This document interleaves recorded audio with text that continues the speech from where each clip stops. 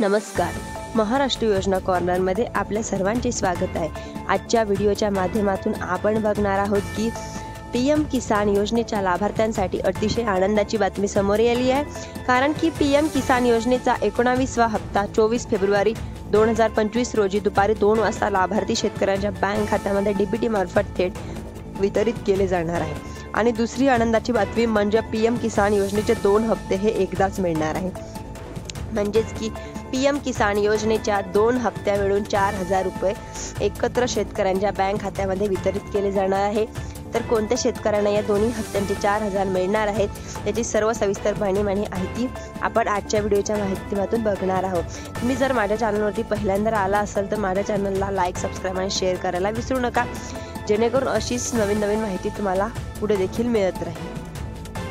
खुशखबर आहे ती म्हणजे येत्या 24 फेब्रुवारीला पीएम किसान योजनेचा 19वा हप्ता दुपारी 2 वाजेपर्यंत माननीय प्रधानमंत्री नरेंद्रजी मोदी यांच्या हस्ते डीबीटी मार्फत देशातील सुमारे 10 कोटी लाभार्थ्यांच्या शेतकऱ्यांच्या बँक खात्यामध्ये वितरित केला जाणार आहे.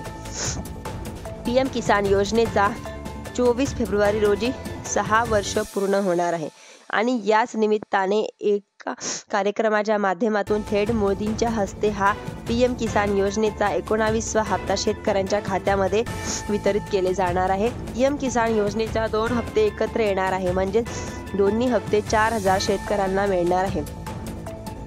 तर यासाठी कोणते लाभार्थी पात्र असतील आपण या ठिकाणी जाणून घेऊया.